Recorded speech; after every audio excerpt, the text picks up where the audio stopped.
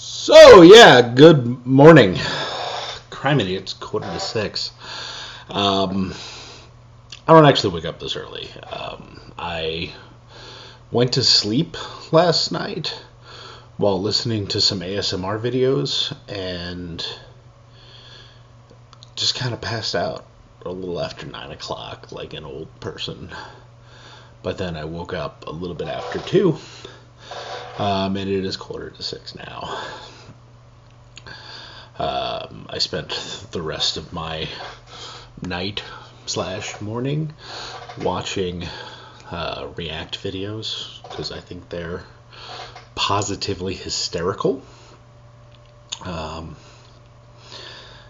now I'm considering breakfast, and since I've been up for so long, breakfast is probably going to be cheeseburgers.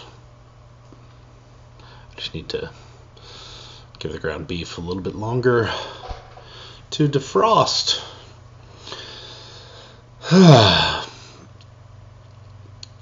So let's back things up a little bit. I'm Tom. You probably know me if you're watching this. I can't imagine too many strangers happen upon my stuff.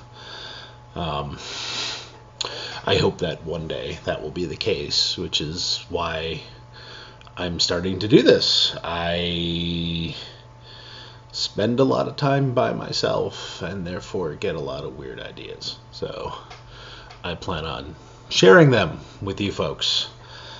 This is my original old channel, Ralphus469. Yeah, sorry about that. YouTube demanded we have names at some point. I'm just a guy, and I just wanted to subscribe to videos to watch them on my TV because going to bed at 9 o'clock. I'm old. I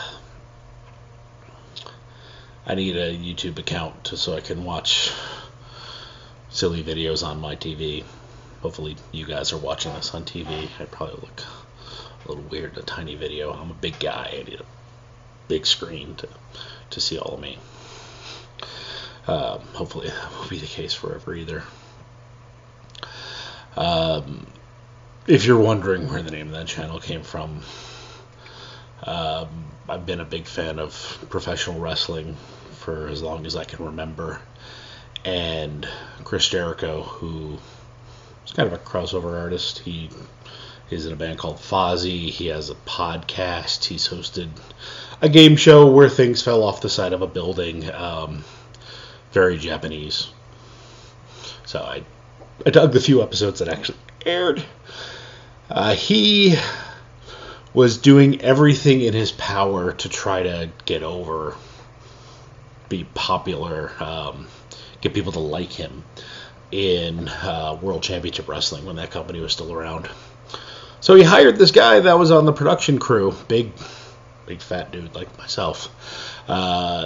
He dubbed him Ralphus, gave him a little half shirt, his gut was hanging out, and it said like Chris Jericho personal security on it. Genius stuff. If you can find videos of this out there, watch it. They haven't put those years of Nitro up on the WWE network, as far as I know, if you're into pro wrestling and you watch that. But dig around for Chris Jericho and Ralphus stuff. Ralphus eventually returned with Norman Smiley, the British wrestler who was doing a hardcore gimmick. Much like what I'm going to be doing, WCW was trying anything to try to stay relevant toward the end of their life. So I'm always very much reminded of that. It tickles me to no end. So that's where Ralphus comes from. The 469, I'm eternally 12. If I have to attach a number to something, those three are the ones I'm going to remember. Some 469. 469. Yeah. I will be checking in on this channel from time to time, mostly doing this, just kind of talking at you. Probably unedited. I see a lot of videos like this that are all edited and it's kind of jarring because the camera angle doesn't change, so you can really see those jump cuts. It's like Requiem for a Dream without the drugs, usually. So, if you do that, that's cool. Just not my thing. So, this me blathering on at you usually for a few minutes at a time, either just giving you updates on what I'm doing or what's going on what's going to be my primary channel, Nerd Nest Productions. Nerd Nest is a name that I have appropriated. My ex-wife used to use it to describe where we lived because we were a couple of nerds. And I think it's a good name for a production company, Nerd Nest Productions. You know, I'm a nerd. I sit around, lay eggs occasionally, kind of like in a nest. I don't lay eggs. Wish I did, because then I'd have eggs for breakfast and not cheeseburgers. But in any event, Nerd Nest Productions is where most of my stuff's going to be. Most of it is video game related. I've got a couple of videos up there now. None of them are really produced. One of them is an archive of a live stream, which is something I'm going to be doing. Probably mostly on Twitch. I might migrate over to Hitbox if I actually get people who are interested. I don't know. I think they're both great. So there's a live stream archive up of me playing Dracula 2, the original Japanese version of Castlevania 2 Simon's Quest. Because if you're going to talk about video games on the internet, you need to talk about Simon's Quest. I think it's kind of a rule. Somewhere in the YouTube terms of service, it says that right there. So if you're going to make video game videos, you have to start with Castlevania 2 Simon's Quest. It's just the way it is. Sun comes up in the east, sets in the west. There will always be some story about a pop star trending on Facebook, because what else are we going to talk about? Everything else seems verboten, and we all need to feel some kind of smug superiority over people who are rich and famous. I don't know.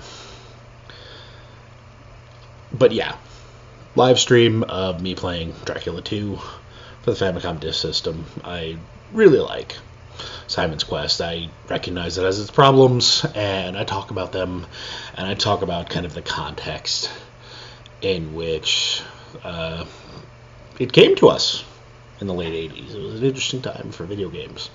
I also have a video up. I asked some friends on Facebook what old MS-DOS game I should play, because I felt like running something in DOSBox and recording it and talking over it. And of the few people who responded to me, because it was already getting kind of late that night, they wanted to watch me play The Hitchhiker's Guide to the Galaxy text adventure by Infocom, which makes for a highly entertaining video. No, it doesn't. But it's there. I play very poorly. I'm not very good at text adventure games. I can keep a lot of things straight in my head, but when you present me with puzzles, particularly the very obnoxious ones that come in text adventure games, and even more so Hitchhiker's Guide, I don't play very well. I don't really save states like a console game, but you can save your game in there. And it's like, nope, restarting, going back. I did manage to get through the Babelfish puzzle with a few hints. I did check a walkthrough, use the in-game hint system. That game's tough, folks. You can play it online. I believe that there's a Java interpreter that it runs in, and yeah, check that out. That's what's up there right now. There's going to be some more produced videos going up on there. I plan on doing a series called Why Did I Play That? I found that my favorite pieces of content on the YouTubes and the internets and the Daily Motions and the other sources of the videos are videos where people really inject themselves into their content. There's a lot of nonsense going on about objectivity and keeping politics out of that. No, we're human beings. We have emotions. We have things we care about. We have causes. We need to be in that kind of stuff. And a lot of content creators I like Pushing Up Roses, and the gaming historian, and the angry video game nerd. A lot of those guys and ladies and people bring themselves into what they're talking about. They talk about their own nostalgia, why they remember things, why they like things, why they got interested in things. And I like that. And what I wanted to do, because there's a massive bandwagon of people making video game content, and I'd like to be on it. Because I have a lot of spare time and I like video games, and I want to share that with everyone.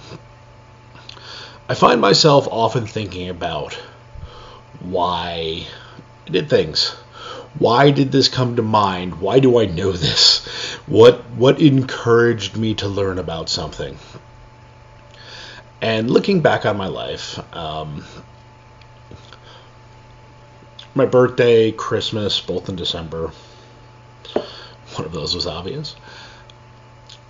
I grew up in the video game era. I'm 34 years old. I'm going to be 35 this December. And most of my memorable birthdays involve video games in some fashion. And most of the games I played growing up are games that either I saw somewhere and wanted, or sought out myself, or had heard about and followed for a while in magazines and later the internet. But there are a lot of games that I've played, mostly in my youth, where the thought continues to pop in, like, why did I play that game? Many of them are strange or somewhat obscure, or they're on a platform that I didn't necessarily own at the time. I might have played it in school or at a friend's house. Just the memories associated with that, and exploring those games and finding out more about their history and what makes them fun and enjoyable. I'm going to start with a couple of Apple II edutainment games. One's called Escape from Alcatraz. It's kind of a proto-adventure game for kids that teaches them about ant colonies. I actually found the story writer, the woman who wrote the game's website. She makes children's books and other educational materials still to this day, and she actually has fond memories of working on that. The other game is called Malice in Wonderland, which sounds a lot darker than it actually is, like an American McGee kind of thing. It's the same kind of thing. It's an edutainment game for Apple II. Both these games came in a subscription service called Microzine by the folks at Scholastic. Before they were making mad fat ducats off of Harry Potter, they handled book fairs for the schools I went to as a kid. Book fair day was awesome. They were a software publisher in the 80s, and they sold microzines, mostly to schools because they were kind of expensive. And there was actual magazine content as part of the subscription. But a lot of it was just, here's some games and programs for your kids, and I don't know what the licensing structure on it was like. For all I know, the school district I grew up in just made copies of stuff willy-nilly, and we used illegally copied software because it was the 80s. I don't think anybody bought software in the 80s. It's kind of a sad time.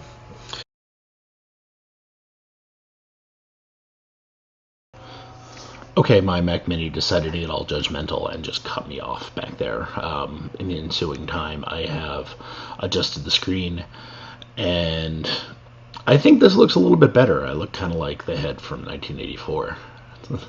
We have always been at war with East Asia. I'm going to wait for my ground beef to defrost. I'm going to make my cheeseburger. I'm going to watch some more videos. I'm probably going to take a nap. You're going to wonder why I'm not groomed. It's because I don't care, folks. I just don't care. I'm 34 years old. I'm divorced. I'm making videos on the internet. I'm done. If if you find this attractive, thank you. If you don't, whatever. I'm at that point in my life. So yeah, if you like this, if you want to see more of a big fat hairy dude talking about whatever on the internet, subscribe to this channel. This is mostly going to be personal updates, random videos about other things, nothing too special. The good stuff, the video game stuff, that's going to be over on Nerd Nest Productions. Subscribe to that channel, please. I will put a link in the description. No annotations. I don't do the annotation thing. Like I mentioned before, I watch videos on the TV. I'm pointing at the TV in the living room that you folks can't see. Spatial problems. I'm baddie. So I don't really do the annotations. I'm surprised that they still work in HTML5. That's kind of impressive. But in any event, link in the description. I'm pointing down because if you're on a computer, that's where it'll be. Link in the description to my other channel. Please subscribe. I'll probably be doing more Let's Play videos to start off with. I'm still getting ramped up for the production stuff. You can see me babble more about that there. In the meantime, I'm going to go ahead and merge these together. And yeah, thanks for watching. And as always, the bear hugs are free.